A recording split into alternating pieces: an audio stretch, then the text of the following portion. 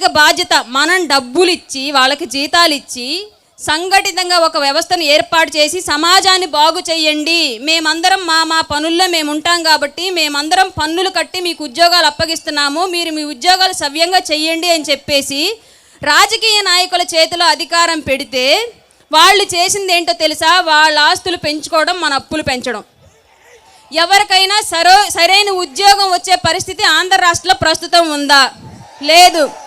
మరి ఎంతోమంది వాళ్ళ ఉద్యోగాన్ని వాళ్ళు సవ్యంగా నెరవేరుస్తూ ఉంటే రాజకీయ నాయకులకు మాత్రమే ఎందుకు మనం విగ్రహాలు పెడుతున్నాం? వాళ్ళు ఉద్యోగులే కదా, మనందరం వాళ్ళకు ఒక అవకాశం, ఉద్యోగాన్ని అప్పచెప్పి వాళ్ళ కుటుంబాలను బాగు చేసడానికి మనం ఒక అవకాశం కల్పించాం. కానీ వాళ్ళు ఏదో వాళ్ళ సొంత డబ్బులతో చేసినట్లుగా ఎందుకు వాళ్ళకి విగ్రహాలు పెట్టి మన వీధుల్లో వాళ్ళ మొహాలను రోజు మనకు రుద్దుతున్నారు? వాళ్ళు ఏమైనా పరమాత్ముల పైనుంచి దిగొచ్చారా? లేదా వాళ్ళ ఆస్తులు ఏమైనా మనకు పెట్టారా? నిద్ర లేస్తే ఒక మున్సిపాలిటీ కార్మికుడు మనం వేసే వ్యర్థాలని మలినాల్ని అన్నింటినీ వీళ్ళకన్నా సవ్యంగా చక్కగా బాగు చేస్తున్నాడు, అతనికి పెట్టండి ఒక విగ్రహం, ఒప్పుకుంటాం.